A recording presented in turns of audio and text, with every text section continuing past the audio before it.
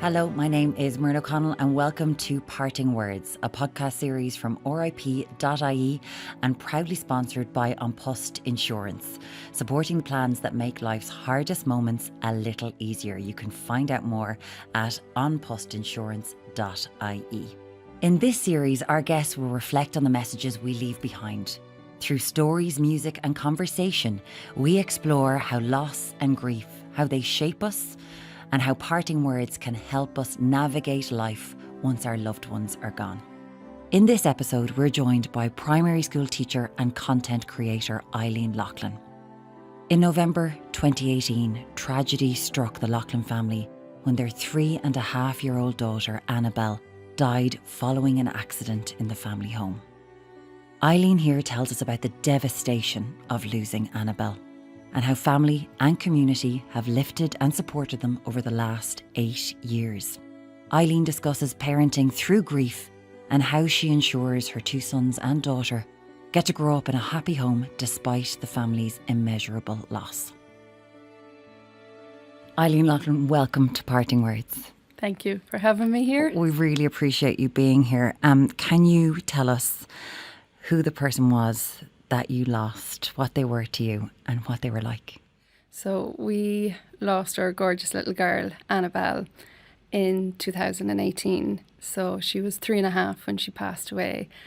And obviously she was our whole world. We had 3 kids at that stage. So we have 2 boys, Senan, TJ, and then our Annabelle came along. And I don't mind saying I really wanted a little girl. I did. The boys are amazing. Absolutely. Wouldn't change them for the world. But I definitely wanted a little girl. So when Annabelle came along, she was at 10.5. She was a big old bruiser of a baby. And there's a lot of grandkids either side. I think we had 15 boys in a row on the Loughlin side.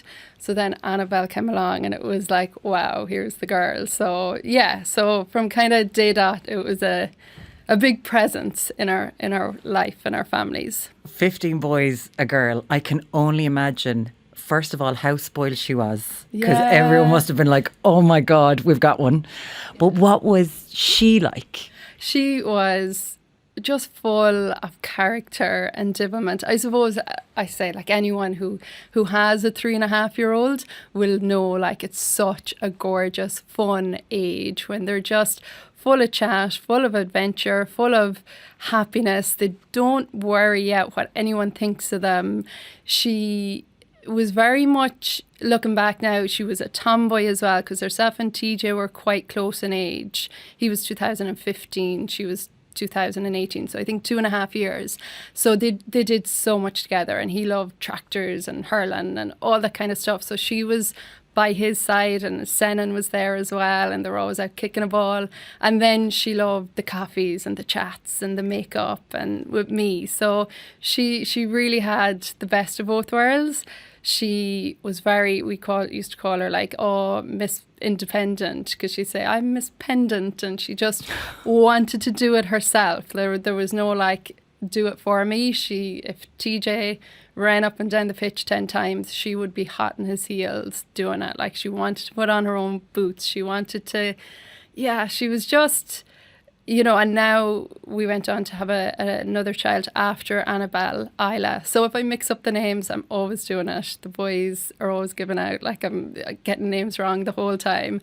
I think it's an Irish mammy thing. But so I can really see how the personalities were different, and that Annabelle, she definitely was just independent, stubborn, strong, fun, and just she brought so much joy. And like, I just remember, like, sitting playing with her, chatting to her, like, it was lovely. We were living a lovely life, and I was very aware and like appreciative of everything I had, my kids, and it was just a very typical Irish normal family. We went to work, we went to our matches, we just pottered along. And anyone listening to this knows, I've already asked you, Annabelle, you lost her. It was an accident in the family home. What was that day like? Yeah, it was horrific. It was, we kind of break it up into like life before that day and life after that day. And the fact it all happened in one day. So sudden, so unexpected. Annabelle was a happy, healthy little girl. It was the Friday of midterm break. I'm a teacher, so we were on midterm break. It was the Friday. I was planning to bring them to the cinema later that day. We were just up and about playing. Their friends were actually down, even though it was early. But yeah, the accident happened in our home. Senan called the ambulance because we live out in the countryside. You know, it's a fair bit from the local hospital. Somewhere along the line, the helicopter landed in the field beside us and Annabelle was airlifted to Temple Street. So the accident happened near enough 10 o'clock that morning and at 10 to 3 that afternoon. We were told to say goodbye to her, that she was dying. And as cliche as it is, life can change in a blink of an eye. And for our family, it just changed forever. For anyone who hasn't been through it, to realise that 5 hours changes everything. Yeah. That must be very hard to compute, to deal with, like a helicopter being in your garden. What was happening in your brain as this is all going on? I think I never gave up hope. I think I just saw such and I knew her from the initial, she got a bang to the head and I knew it was bad. I knew it was very bad. But I still was like, no, she's going to pull through. She's a strong girl. She'll pull through. And then the fact that the helicopter did come and I felt like, no, like, you know, she is getting the best help. She's getting to the doctors that need to see her. She will pull through. Like, I did not lose hope. And even, like, I remember my parents and my sister coming up and, you know, my sister had packed toys for her, packed a little iPad that she could watch. And I had feel a bit like, did I maybe not let them know how bad it was, what they were actually coming to? But yeah, and then the boys were brought up. They were in the waiting room with us and just that waiting, like, you know, when Enda was on the motorway and he had to come and meet the ambulance at Temple Street, like the staff, like there was a woman, Rachel, there with us the whole time. And you think, this is your job. Like, she was there with us in our worst times.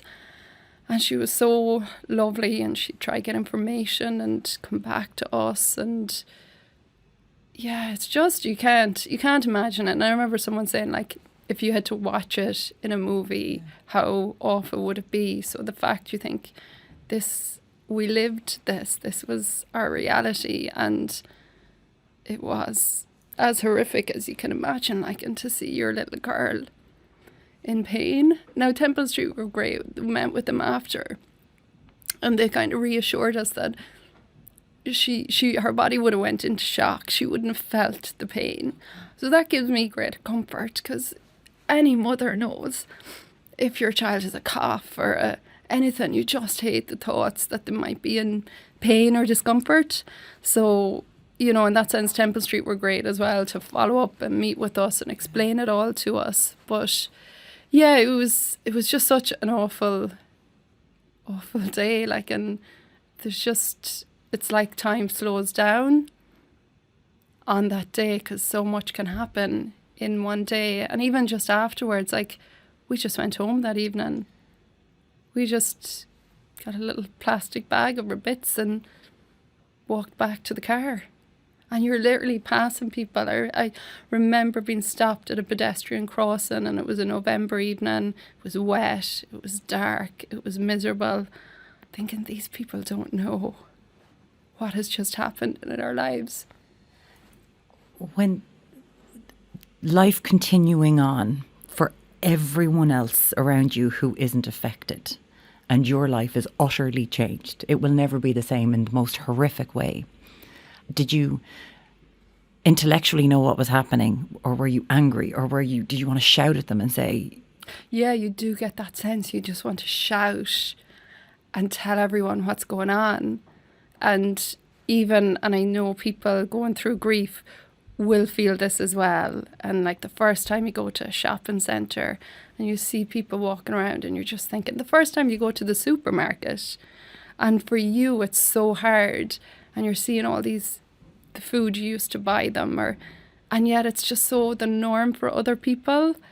It's really hard.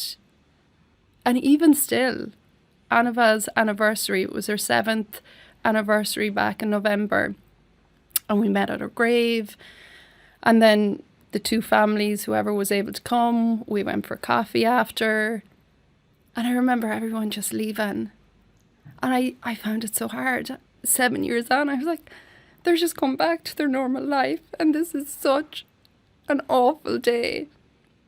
This is the day of remembering.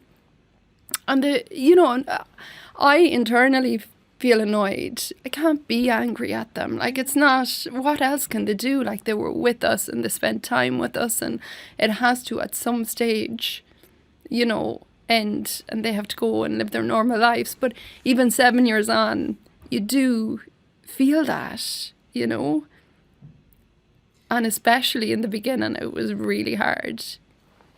And now that will never change. That is where you will be. Yeah. For your life at 10 to 3 on that November day when you were told to say goodbye.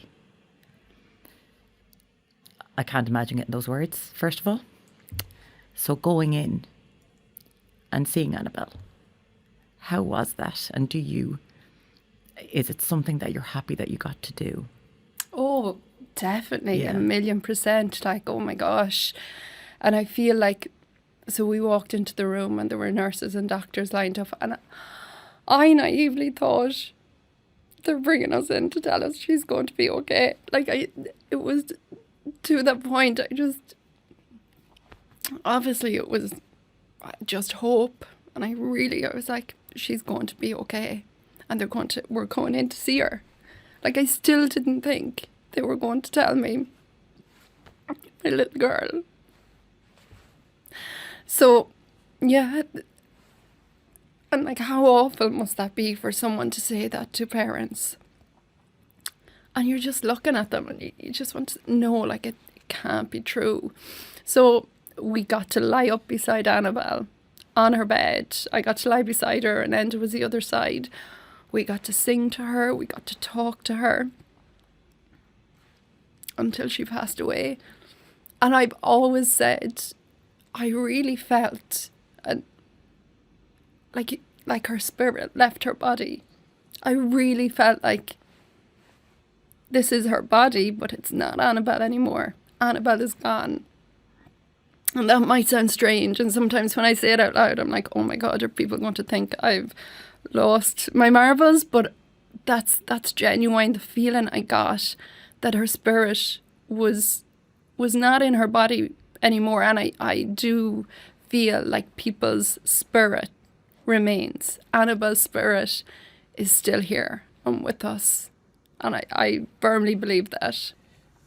And I think the people who are lucky enough to be there when someone does go, it is a very intense experience. Mm-hmm.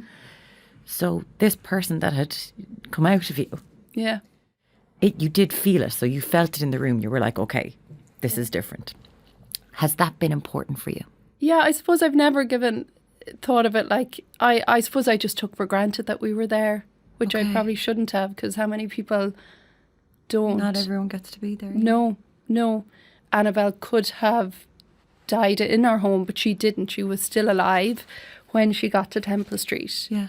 And I think they told me there was 9 doctors around her bed at one stage trying their utmost, so, and we did ask for her organs to be donated. I would have loved for that, but they just said it was due to timing. It all happened too fast. They couldn't save her organs, or they did explain it to me properly, but so they couldn't donate her organs, but we would have loved if that had been a possibility.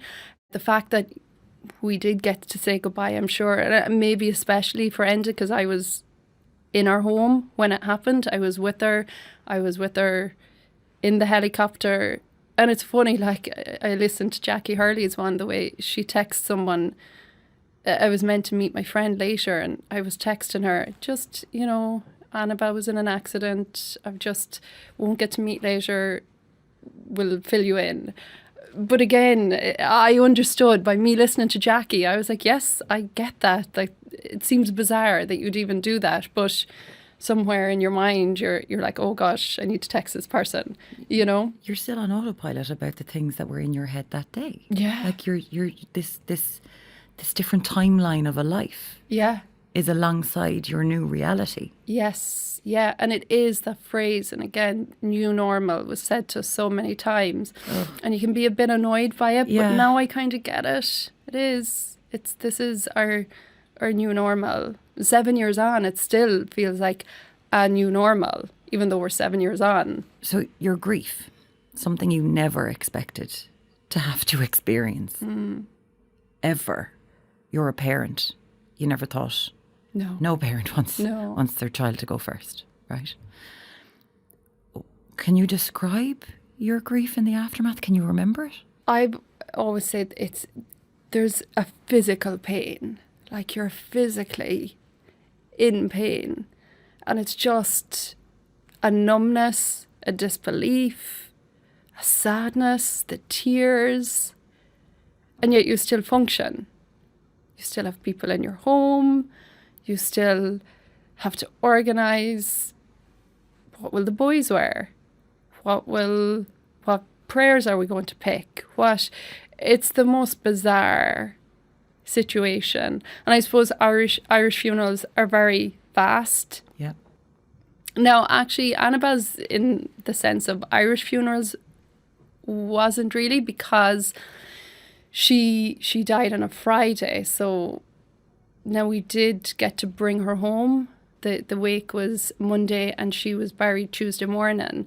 So in the scheme of Irish funerals, like that is a few days, and I'm so glad we had that time with her at home in our house, and just a bit of time to, like, I suppose even maybe process what was going on, even though it was just a whirlwind, an absolute whirlwind.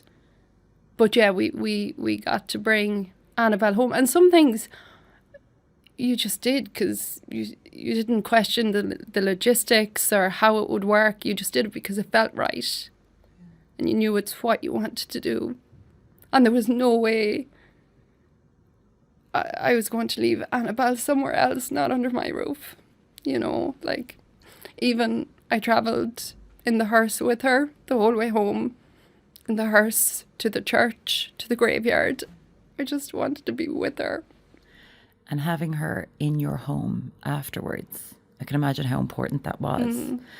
And you're, as you said, you're going through the motions. There's administration involved in death that you shouldn't have known about ever, like not for a long time. What was it like for your boys? Were young, Senan and TJ. What was it like for them to have their little sister at home? I don't know. I've never asked them. Did they go to see her? Oh, they were in the hospital. They saw her. But did they see her at home? Oh, did they God, go into the room? They went into her. Yeah. She was laid out in her bed. Yeah, so they went in. Oh, yeah. They spent a good bit of time in and out. Did they? Yeah. And someone it was the real Irish wake. Like, there was someone with Annabelle 24/7 through the night. Yeah. And, like, we were just asleep in the room beside. I do not know how, but exhaustion, I don't know, but yeah, there was, and we've heard lovely stories from the two families and different people that were together in the room, and different chats and different things that came up.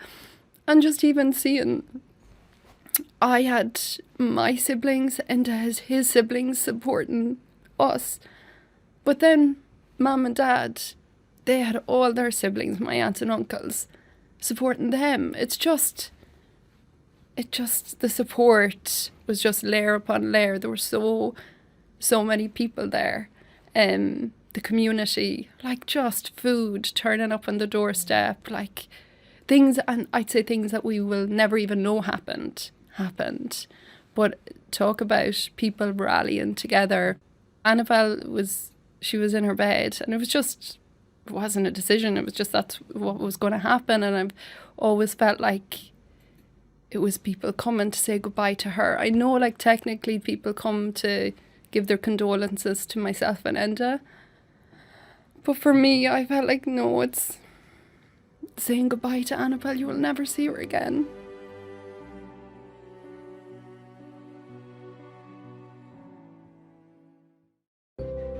At An Post Insurance, we know how important it is to take care of your family. So even when you're not around, your family will know what to expect. With our funeral insurance, you can cover your own funeral costs from as little as €20 per month, with no medicals required if you're aged between 50 and 75 and resident in the Republic of Ireland. Taking care of not being there. Call us now on 0818 22 2222.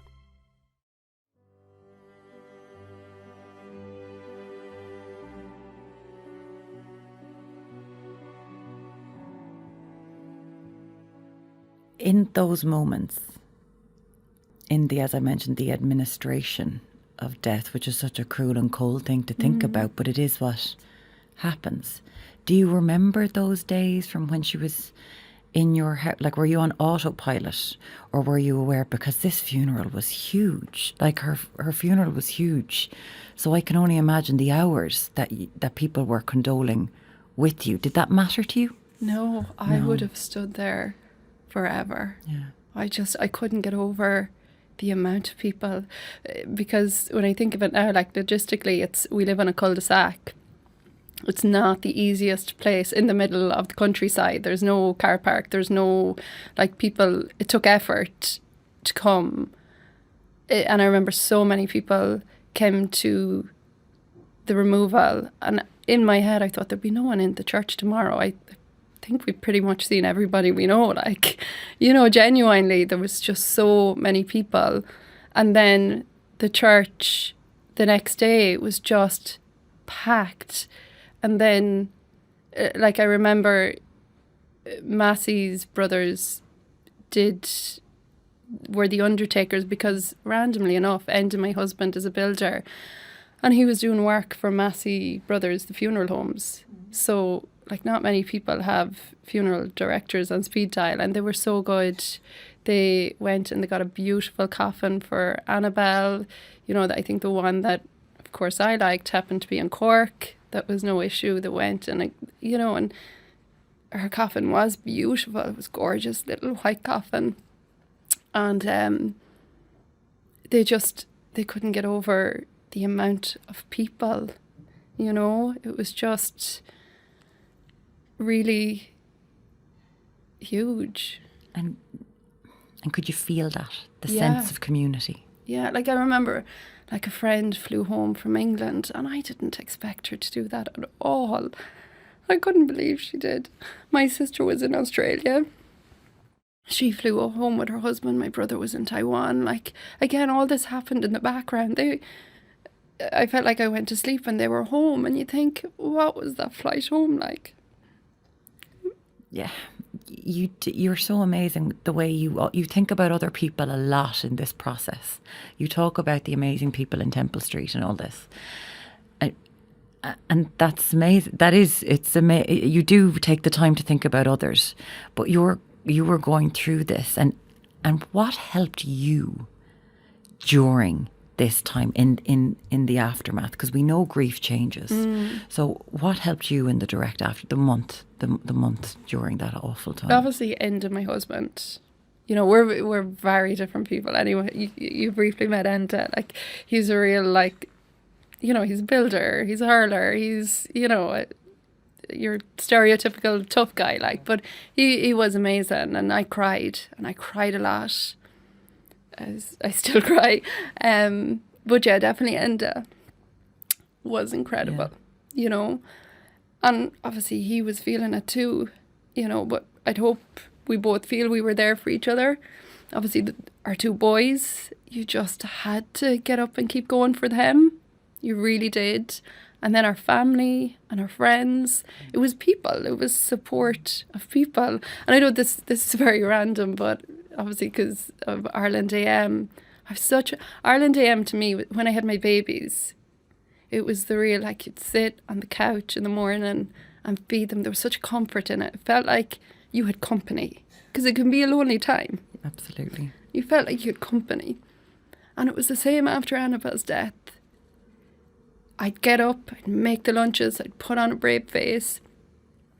Mum and Dad would help with lifts, the kids would get to school. And you just sit, I just remember sitting on the couch and watching Ireland AM and just being. And I think I really slowed down. I really didn't put pressure on myself. I think went back to the basics. I was like, we need to just eat good food, get some sleep, and keep the boys in routine. Now the boys were a bit like, why do we have to go to school if you don't have to go to school? I was like, because I say so, but really the funeral was the Tuesday. They went back to school the following Monday, which was probably tough, but at the same time, the routine was, anyone will know routine is good for kids. They were back with their friends. Obviously their schools were so amazing. The support they got there was incredible. Particular teachers in particular, I'll always know who they were and what they did for the kids. Yeah.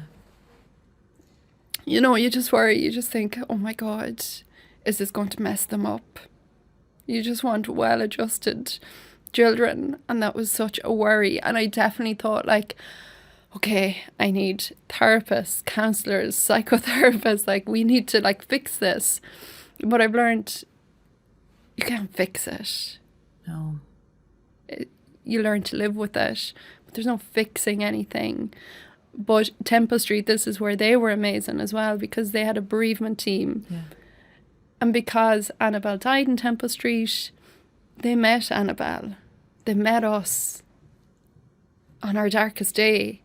And now that's not always the case for everyone. I know that. They came to our house. They spoke with the boys. They spoke with myself and Enda. I had Anne's number on my favourites because I felt like I need to have this person. Wow. But it was something they said to us. And I've said this so many times, but again, I just think it made such a difference in my grieving. So they said, think of it like a pyramid, your support system. Down the bottom where you get the most support is going to be your family, then your friends, then your school, then your community. And there at the top are the professionals and the therapists and, the outside help if you need it. And there are amazing organisations, and we did get the help. There's First Light, there's Anam Cara, there is. And again, you're so, ignorance is bliss. Yeah. I didn't know they existed. And you wish you didn't. I wish I never had to, but they do. Yeah. And we did avail of them, but I could really see how for us it was family, it was friends. The boys love their sport, are involved in 2 great clubs, Clonkill and the Downs, and then I'm Delvin, GA, so it's always a bit of rivalry still going on there. But yeah, so that was really important to them as well. And then we were lucky enough to be able to do fundraisers in memory of Annabelle. And I definitely think, so that was 2016, that summer, we did Annabelle's All-Stars, a hurling tournament. And I definitely think having that summer was such a help. It really gave us something to focus on, to work towards. It was something both myself, Enda and the boys were all involved in. There were little pink Annabelle jerseys. Casey Sports did them. And like, even now, I still see them. Yeah. And like, it's amazing. Yeah. She's still... Annabelle, you said there, if I switch up Annabelle or Isla's name, sorry about that, because Annabelle is very much a present day in your life. She's with you all the time. Do you still talk about her in the present tense sometimes? Or is that changed? So come out of my bedroom, Annabelle's room is on the right. Yeah. And we said we have left it as it is. Yeah. But the door's open. The only change was we got an armchair and put an armchair in it. And it's very much open. There's photographs on the bed in a box, her trinkets. Isla loves it. She's in and out. She's like rooting in drawers, rooting in presses, be like, can I have this? Can I have that? Like, and yeah. So How is that? You know, because Isla doesn't know her, no. right? She'd never met her. She came after Annabelle. So how, and she is a 5-year-old gorgeous thing. Yeah, yeah. How is that for you? Kind of because you want her to know Annabelle and going in amongst her stuff. What's that like? It is. So she really does chat away about Annabelle. And like I say good morning to Annabelle, I turn on her lamp, nighttime, good night Annabelle, or if I'm leaving for work, I'll turn off the lamp. And 9 times out of 10, Isla is behind me somewhere and she'll just say, bye Annabelle. It's just the norm to her. Yeah. She doesn't question it. She doesn't, you know, I remember running across the pitch and it was lovely. It was after TJ won one of his finals. And we were going onto the pitch to say like, well done, and everyone's excited. And Isla was running across and she stopped. She's like, there's Annabelle. And it was a big white feather on the ground. And you're just like, oh my God, that's so special. So special that it's, and I definitely, I believe in signs. And I think that was Annabelle just saying, I'm here with you in this moment. I do, but yeah, no, we definitely, because her room is still there. We say good morning, good night. I'm in and out of it. My perfume is there, so it's always like it's across from the bathroom. So if anyone comes to our house and they're like, "Oh, I'll go to the toilet," they always feel welcome to pop in. But it's not like a museum, a mausoleum. Like No. it's a used room. Yeah. Isla is able to play with her stuff. Yeah, and that was, you know, when I had Isla first, it was like, oh my gosh, are they going to share clothes? Are they not? Are they going to share toys? To me, I was like, yeah, but it's the like, of course, it's her sister. She's going to wear her sister's clothes, and she did. And now she's older than her. So we've moved on. So it definitely is like, you know what, I'm glad when she could, she did. You know? Because I knew the day had come that Isla would outlive Annabelle. Yeah. Was all of that hard when you were pregnant again? Yeah, very. You know, there's such... Again, I think when the worst happens, and even, obviously, we were so delighted and fortunate to get pregnant again, you're kind of always waiting for the rug to be pulled out from under you. Even now, when life feels good, you're like, you don't let yourself acknowledge it because you're like, oh no, something bad is going to happen. You know, but you can't think that way. But do you live in a state of fear? There's possibly always a touch there at the back of your head. Yeah. You know, Senan's 21. He drives to college. You know, you can't help but think, gosh, no, I'll be happy when he gets there safe. Or, you know, it's life with kids though. Yeah. You can't wrap them up in cotton wool. You have to let them live their life, but it's really hard. I absolutely know every parent feels that, but having gone through what you've gone through, it has to be this, not even a layer, it's got to feel like an atmosphere of pressure on you, trying to not keep them close to you all the time. Yeah. Oh no, they're good at... They're good at being like, I'm gone. I remember Senan went on a ski trip that February. That was so hard.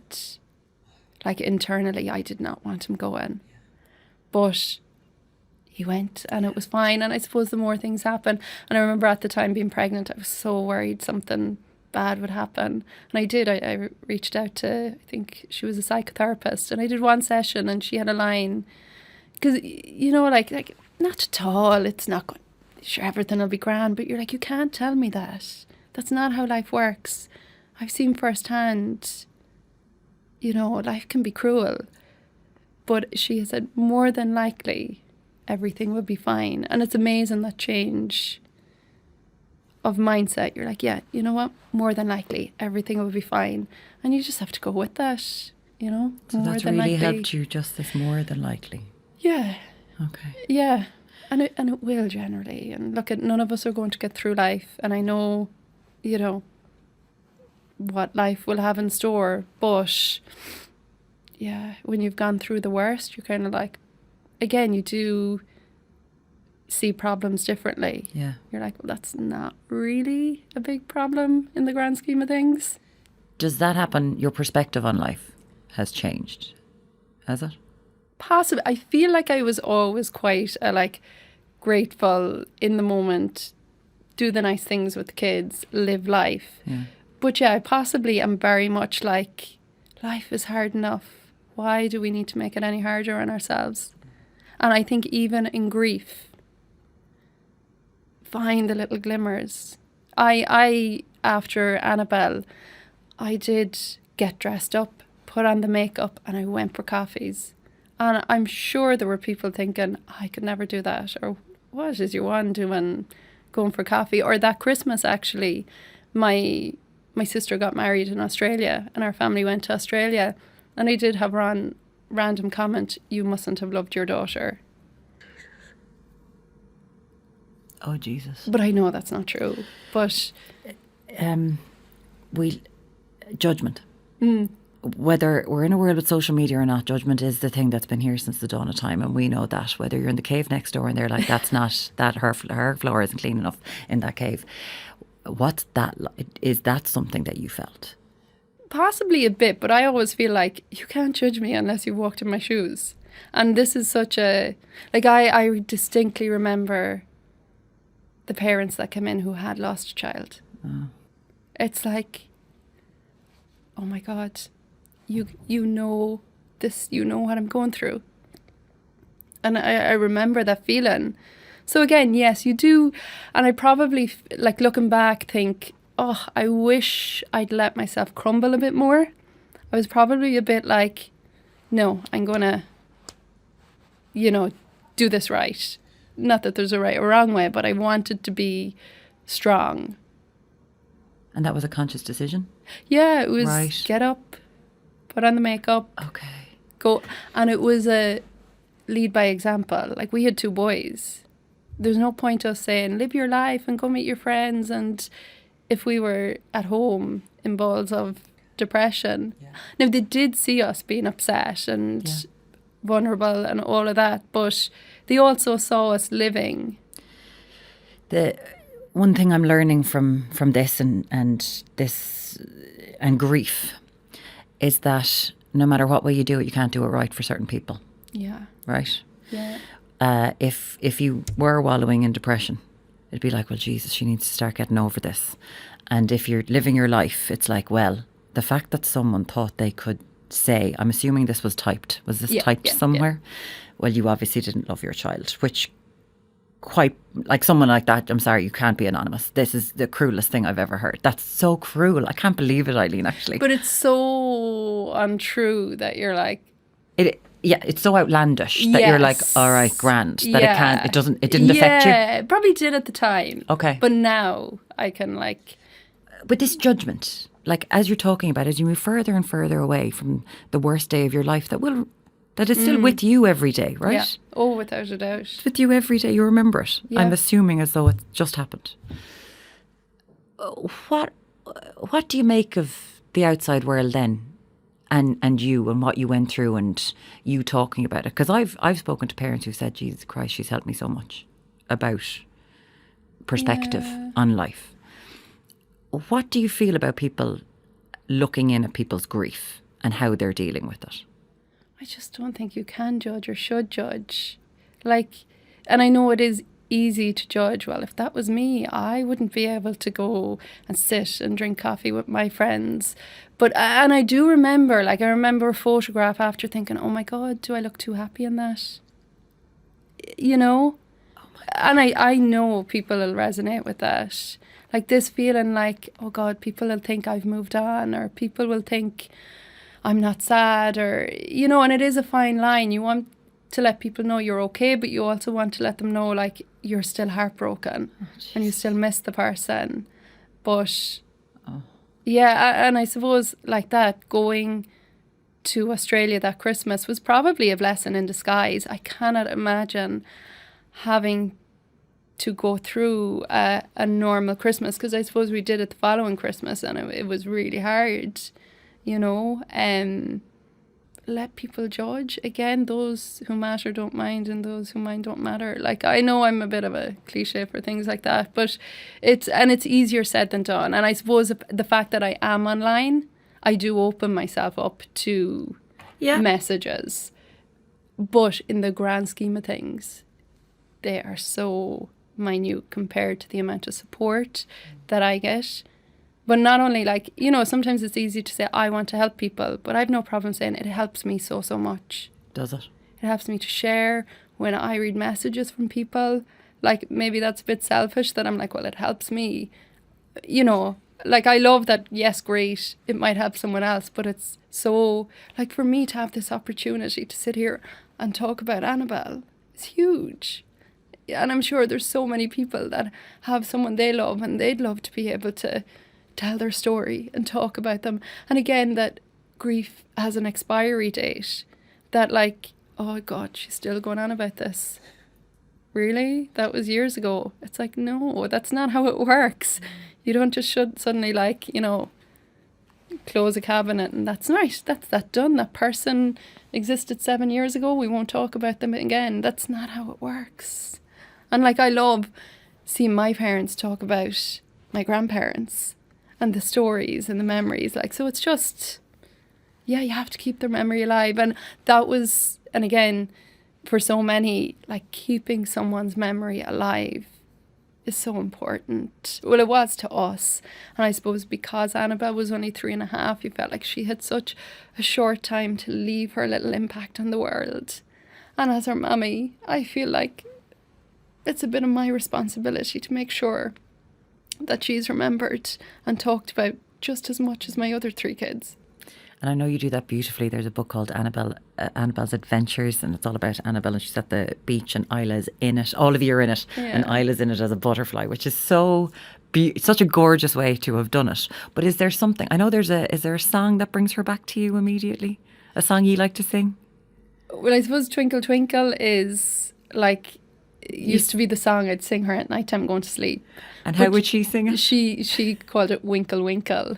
Winkle Winkle. And actually her headstone, we deliberated, like obviously you have whatever details on it, but we said, are we going to write Twinkle Twinkle Little Star or Winkle Winkle Little Star? And in the end we said Winkle Winkle. And I'm sure there's people that come and look at it and think, can they not spell? Like, what is wrong with them? But that's where you have to go, what's important to you. Yes, to everyone else it looks like it's spelled wrong, but to us, that's how we remember her. Everyone who knows her. Yeah. They probably see it and sing it. Yeah. That way. And I was saying, Annabelle, obviously her funeral, and she had beautiful hymns, but our last song, when Annabelle was going out of the church, the whole congregation, in Delvin's a lovely church, sang her Twinkle Twinkle. And it was just, like, I don't think you can, like, it probably again sounds morbid, but I would love to actually be able to rewatch that. Is that really, I probably shouldn't say that on a podcast, but like, how incredible. I don't think that's morbid at all. It's a huge, unfortunate, tragic, awful memory. But it was the community coming together for ye and her and Annabelle. Do you think about that, whether, you know, the morbid nature of, you know, your baby being gone? Like, do you find it morbid? Or when I'm at the grave, so I don't get huge comfort from the grave because I think of her poor little physical body.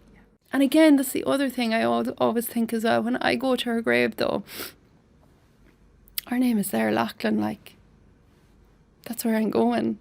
It makes you, like, not everyone knows that, you know, like, it makes you stop and think, like, live life, because this is literally where I'm going to end up. So what am I doing? Worrying about the small stuff, worrying about other people, you know, just embrace life. And I've said this, we don't all get tomorrow. That's very important to think about things like that. Those sort of cliches, I suppose, about life. And You see them from a different side. But I don't live every day like that. Like, honestly, I do some days get stressed about the small stuff. And, oh my God, if you leave those football boots there again. Geez, I'm not Mary Poppins wandering around life. But, it does. I have no problem talking about death now. I have no problem. It does. And now you go to a funeral and you just have a different understanding. Because you now can have empathy for what they're feeling, even when you hear it on the news. It's like, oh, I actually don't listen to the news. It's really hard. And you just think, oh, that poor family, what they're facing into now. And even myself and Enda went back to Temple Street on a bereavement day to speak to parents. And in a sense, and even doing a podcast like this, it makes you look back. And you kind of thought, that was it, us. We were sitting there facing into the unknown, but you can see how far you've come, in a sense. And that I think in the beginning you live day to day to day, and then you go week to week. Like, it used to be every Friday I'd relive what happened, and then it'd be the second of every month I'd relive what happened. And then over time, now it's more so a Friday is a normal Friday, but the Friday of midterm break will always, for me, be the day I relive it. But again, it does, it changes over time, but in the beginning, definitely, you're like, every Friday you were thinking, this time we were here, this time this happened, but that does over time. And the first year and the first, they're really hard. But you know what, still 7 years on, I still, every year, struggle to know, what to do to mark her anniversary. What her birthday is next week. She would be 11. March the 5th. And I try always do something nice as a family. Have a nice day out, which might sound weird, and I always tell the boys now, say thank you to your sister Annabelle. So we're going away next week for her birthday, and we're looking forward to it. Yeah. But so it's a strange one, isn't it? You're going away and you're doing something nice and you be together as a family. But the reason you're doing it is because their little sister isn't there. And you have to do what's right for ye. That's Yeah. what's the most important thing in this. Yeah. It's what's right for ye. And, we're talking 7 years on. Annabelle will be 11, my God. You don't have to answer this if you don't want to. Where do you think Annabelle is? I feel she's just around us. She's with us. There are moments when you're like, she's here. Yeah, and Is she'll there? be with us wherever we are next week. Yeah. And if I go on holidays, she's with me. Her spirit is with us. And I do occasionally at nighttime, I always picture that she's with other children, that she has a little posse of friends up there. And I do, I don't for a second think she's on her own. I think I think my grandparents are there with her. I remember, if it was someone that knew Annabelle that passed away, and you'd go to the removal or the funeral, or you'd go close, and I'd always think, tell Annabelle I said hello. I don't think someone can die and just be gone. That's my belief. And I'm totally okay if people don't share that belief. But for me, her spirit is with us, and she leaves us signs. And I definitely think there was more in the beginning when you kind of needed it more. Yeah. And I think now there's probably not as many or as frequent. But it's funny, even today I stopped on the way up for a coffee, and there was a book on the counter, and I picked it up, and there was a beautiful poem in it about stars. And it's just to me, that was her saying, I'm here with you today, Mammy. Something like that. Oh, yeah. The comfort. 100%. I get, there's absolute comfort. And I think so many things when we're grieving, we tell ourselves for our comfort, to get ourselves through, to make it through, and that's okay if it brings you comfort. So what if everyone else thinks you're gone a bit cuckoo? If it gives you comfort to think that that robin that comes around every day is your dad or your cousin or your friend, what about it? You're not harming anyone, you know? Yes, you're not harming anyone, and it's so lovely. It's just really reminding me. I'm hearing it more and more, like a star poem today. Yeah. Winkle, winkle. Like, it's a beautiful thing to have those things. But as well as that, I was saying, like, people then reach out to me and can say, oh, I saw this and it reminded me of Annabelle, or I heard this. And I get it, because I've said this before, a little girl passed away and I never met her, I never knew her, but I saw a rainbow. And forevermore, when I see a rainbow, I think of that little girl.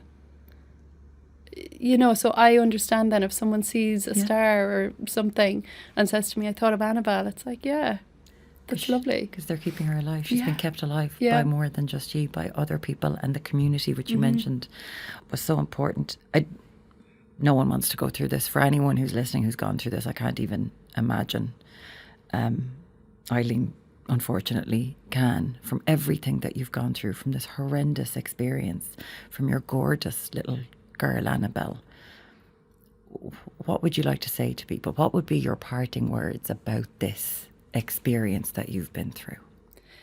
So I actually, initially I was like, I want to read the last few lines of my book as my parting words, but then I do want to share some of the poem I read this morning, because I felt like that was... And this is Annabelle's Adventures. Yeah. So again, this was all before AI, and I'm very proud I wrote this myself. Yes. And there's gorgeous pictures in this book, by the way, of her. Not just the drone pictures, but you've got pictures of the family, and it's beautiful. Yeah, yeah. And I kind of actually next week, please God, will... for her birthday, will actually, please God, be on a beach. Now, my husband hates beaches, but he'll be there. Good Westmeath landlocked man, fair play. Yeah. So I was just like, oh, that's really, to me, it's special. But yeah, so the very last paragraph in it, I was like, oh, they'll be my parting words. So hug them and kiss them and tuck them in tight, and remember it's a gift to wish them good night. I think, like it is, every day we get with someone, it's a gift. And I think sometimes it takes losing them to realise what a gift. And whether it's a mother, a sister, a friend, you know, we need to slow down and just appreciate each other. Absolutely. And your realisation of that for your children, for your family and for your friends. You obviously hold people very closely as a result of this. Yeah, I think so. Yeah, I think it's all about relationships, really, at the end of the day. Yeah. Slow down. And kind of appreciate. I know my husband thinks, you can't slow down anymore. You need to get going a bit. No, you did so much. As you said, you know, you didn't crumple in the aftermath of that. At 7 years on, it's fine to be slow. And it's okay though to take moments and crumble. Yeah. Like, I don't want people to think 7 years on, God, it seems so easy for her. It was not easy, and it does change. But I, after Annabelle, scoured for podcasts and blogs, and I really wanted to hear other people's story and hear how they got through. So that's why I feel like speaking our experience, I hope there's someone there, if they're looking for it, come across it and know that they will get through it.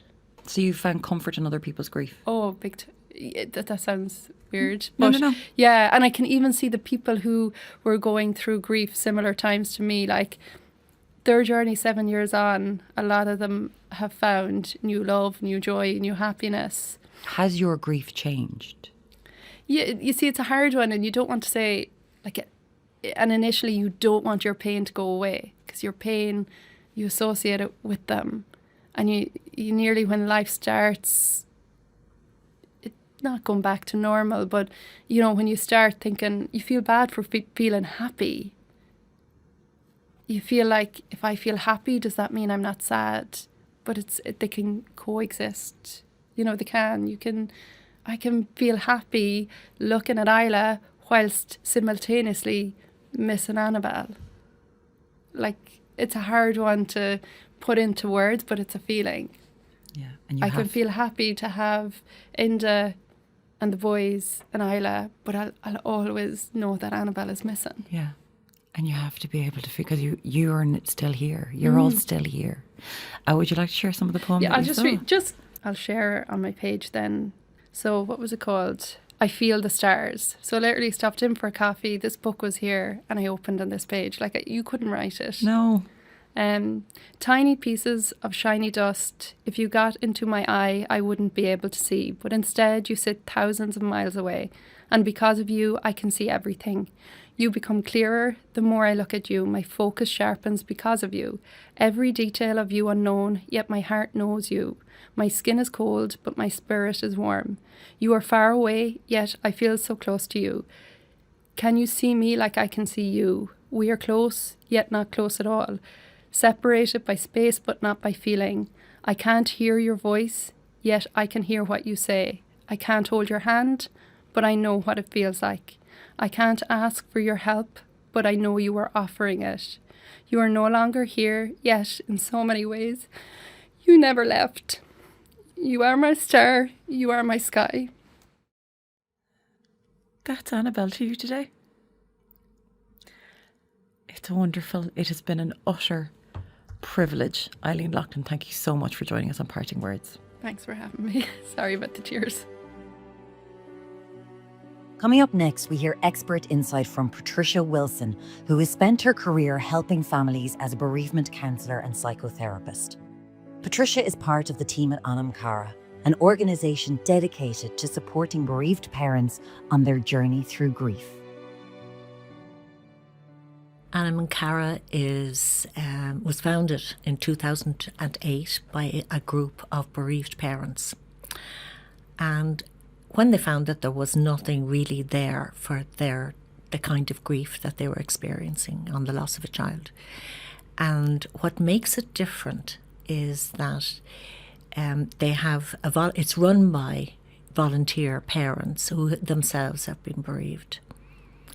And a professional person, a bereavement therapist, who will facilitate the meeting or co-facilitate that, just as overseeing it. So it's a group for bereaved parents only that meets once a month. They have a website as well, RIP.ie, but they also have will arrange for one-to-one where people need it. But I suppose the one good thing about it is that everybody there is a bereaved parent.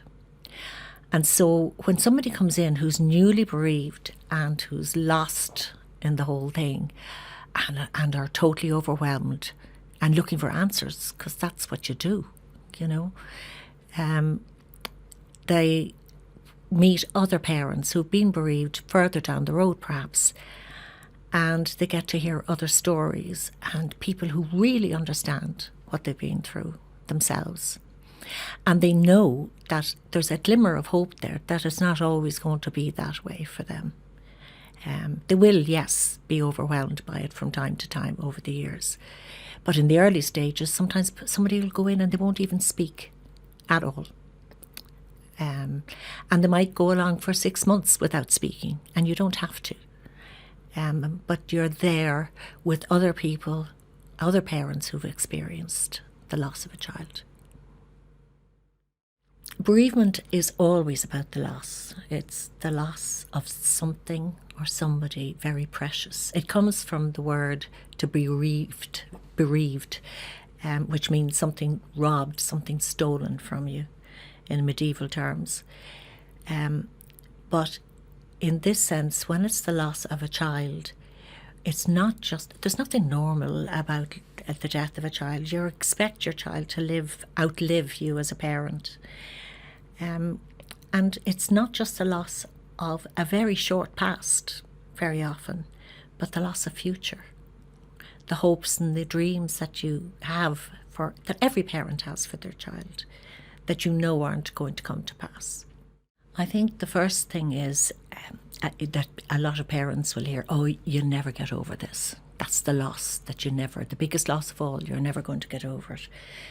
And I think it's important, as with any loss, no, you don't get over it.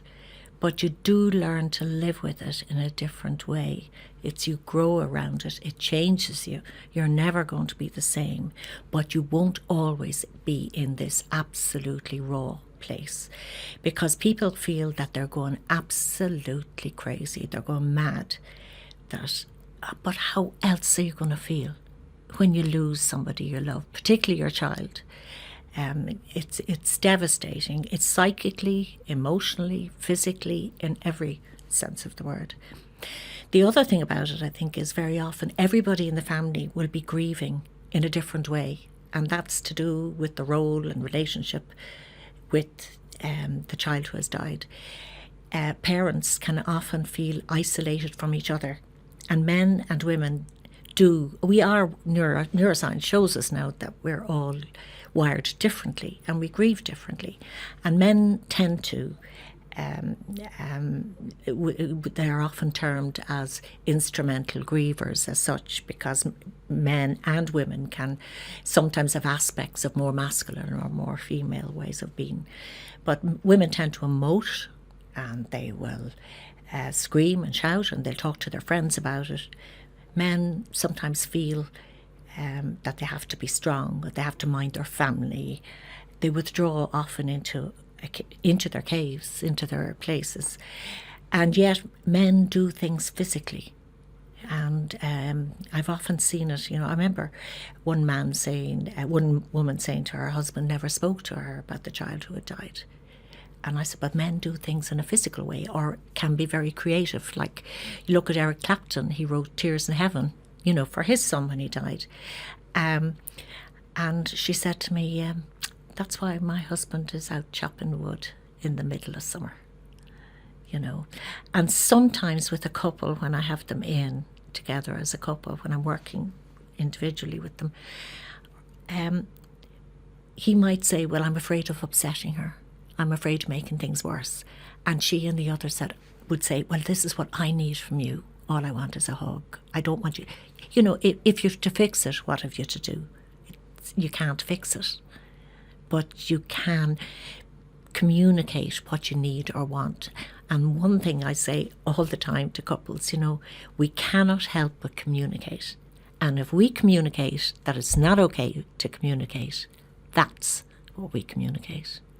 So trying to bring couples to be able to share their experience, and that can be difficult. For parents out there who are bereaved, the first thing I would say is to take it gently with yourself. You're not going crazy. This is normal, what you're going through. It's the price of the love of your child, and how else would you be? That's the first thing. And ask for what you need when you can and where you're able to. Be with people that will allow you to cry, laugh, whatever way you feel. And when you forget for a little while, when you don't think about it for a while, doesn't mean that you're forgotten. You've never forgotten. So not to be afraid of leaving down the grief for a little while. And ask for help with regard to other members of the family, for other children as well, because they'll be going through grief as well, each of them differently, I mean, if my brother is the guy that helped me with my maths homework, who's going to do that with me now? If my sister was the person I told all my secrets to and about dates, who's going to do that for me now? So they're all going to be grieving differently, and maybe asking for help from those around you. And certainly the Annabelle Cara group is excellent, for parents, and they also have fabulous podcasts and things on their website as well that are helpful. Don't compare yourself to others is another thing. Somebody will say, oh, so-and-so up the road, she's getting on much better than I am. Don't compare yourself, because they don't have the same relationship, and they're different people as well. So don't compare yourself to others. Accept all of your feelings, all of them, even when they come in. There's a poem, I remember, called The Guest House by Rumi. It's worth listening to, inviting all the feelings in. They wash through you. Tears, they say tears release the same endorphins as laughter. And we've no problems with letting somebody laugh. So let the tears out. They're exhausting, but they're healing at the same time. And it's to accept that, I suppose, that bereavement is a major psychological, emotional and physical adjustment. And it actually can cause physical pain. You can actually feel, as many people have felt over the years, I think I'm going to have a heart attack, or it attacks, I have a bad problem with my back at the moment, or, it affects you physically. At every level, it affects you. So maybe check that out, just to be sure. But chances are it's to do with what you're carrying, the grief that you're carrying. Look for, if you need financial, because some parents have spent maybe a fortune in medical treatments or whatever. So maybe seek financial advice if you need it, if you need that. And grief takes its own time. I remember one lady coming in to me years ago, and it was 8 years from the death of her child before she actually was ready to come and talk to somebody about it. So it takes its own time sometimes to go into it, and at the same time, it takes its own time to go through, and that's different for every single person. And I think there's also things that people can do for those that want to help the bereaved parent, and I think that's important, for grandparents, or because they're bereaved of the child as well, but also how they can help. Just be aware there are no experts. The bereaved person, the parent who is bereaved, is the expert of their own grief. So not be telling them, you'll get over this, or it'll be fine, or God wanted another angel in heaven, or the kind of platitudes that people put out there. They mean well, but actually it's not helpful. Do say the child's name. It's amazing how people, well, I'm not going to mention his name because, but it lets the bereaved parent know that they haven't been forgotten, that nobody's forgetting their child. So to mention their name, allow for strong emotions. Sometimes you go in to see somebody and they're just so angry and why wouldn't they be, at what they've been through and seeing their child. Whether it's a child that's had been ill for a long time, or whether it's a child that has had an accident, or through a suicide, or through whatever way that child has died, that child is gone. So give them space, give practical help, days helping to cook meals, or I remember one family, Christmas time came, let the other children know Christmas was happening when the bereaved parents were just not able to do Christmas. That was something practical that others were able to do. And I suppose there's only one way of asking a bereaved person what they need, and that's ask them. We're afraid to ask sometimes, or we think we know what somebody needs, and we can't. It's not rocket science. Ask them, is there anything we can do? Is there anything you need right now? Even there'll be days when I don't know what I need. And it won't always be this way. It's this way for now, and that's, as I said, with Anna and Cara, you go through the process, and it's really, really painful. And then you have what I call low scud missiles. The obvious things like birthdays, anniversaries, you're prepared for those at some level. And parents are dreading, I'm coming to the anniversary, But actually, it's maybe the first day of the hurling season. When you used to take your son to the hurling match. Or it's the first day of the fishing season, or it's a piece of music on the radio, or it's seeing other children when that should be your child out there playing with them. You can have what I call the low scud missile, and it comes over like a wave, but in the same way as the wave coming over you and knocks you down, it lands you up a bit nearer to the shore each time. In the beginning, you're dragged out, then you're pushed forward and your feet are on the ground, and then you're dragged out again and you feel like you're drowning, and then you're back in again. And gradually, you're on the ground a little bit more often and it feels a bit steadier. You have been listening to Parting Words, a podcast from RIP.ie and proudly sponsored by An Post Insurance, supporting the plans that makes life's hardest moment a little easier. You can find out more at anpostinsurance.ie and subscribe now for more episodes in this series.